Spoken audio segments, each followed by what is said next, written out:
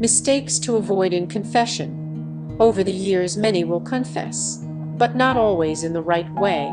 Sometimes they think they are doing well while they are getting away from what actually is a good confession. Others don't even see the usefulness of this sacrament anymore, but this will be a topic for another day. It is therefore essential to remember that confession is neither a formality nor a simple conversation. It's a profound encounter between a sinner who is aware of his weakness, sin, and a merciful God who welcomes him, lifts him, and cleanses him. What we do here is to teach, correct, and accompany all who have been misunderstood about the sacrament of reconciliation. So let's take a closer look at what to avoid. 1. Don't be vague or mysterious. Simply saying, "I have sinned greatly," is not enough. Confession is not a guessing game.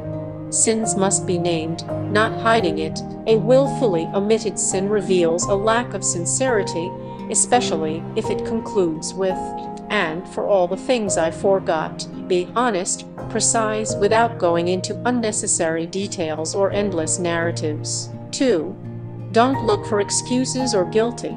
The sacrament is not a courtroom where one pleads its defense. This is not the time to say, "Yes, I did wrong, but it's not my fault if she didn't provoke me." You don't come to confess your sins if, deep down, you think you were in your right. Confession is for those who acknowledge their faults and seek God's mercy, not for those who come as ministers of defense of their own righteousness. 3. Don't treat confession as an administrative routine. We don't come here like stamping paper in the office. It's been a week.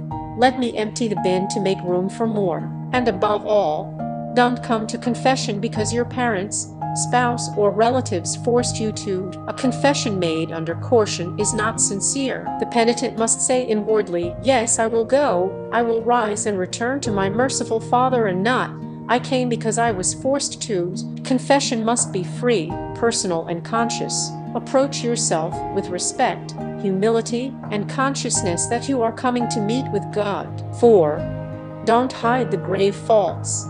Willfully silence a serious sin is like sweeping dust under the rug. God sees everything, and a confession that deliberately conceals an essential sin becomes invalid. God is not asking for performance, but whole truth. If we come before Him, it is to place our faults in their reality, not to make up or hide some of them. It is therefore essential to understand that when you say in the end, "For these sins and for those I have forgotten, I am sincerely sorry and ask forgiveness," this should never be an excuse to deliberately cover up a sin.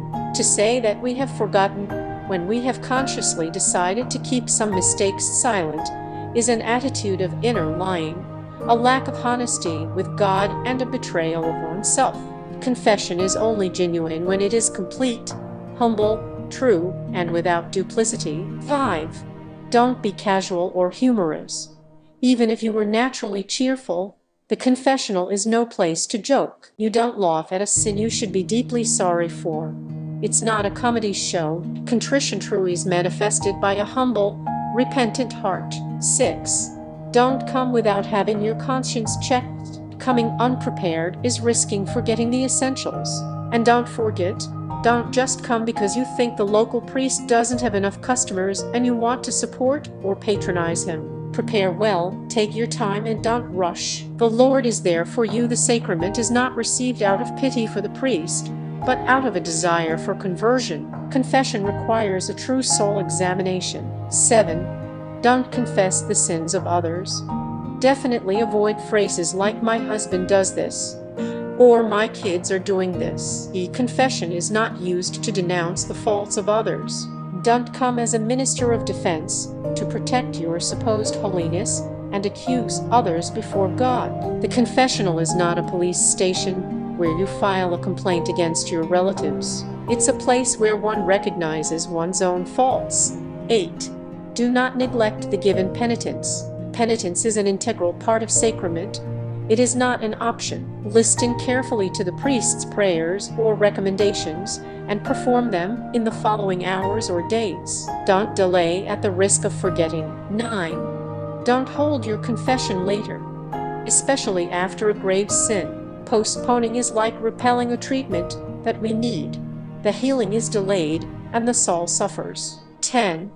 Take the contrition act seriously. When the priest asks you to recite the act of contrition, listen to the words you speak if they are heavy with meaning. I take the firm resolution, with the help of your holy grace, not to offend you anymore. It is not automatic recitation, like a nursery rhyme. It's a deep commitment to change, to put an end to what pulls us away from God, and to walk into a new life.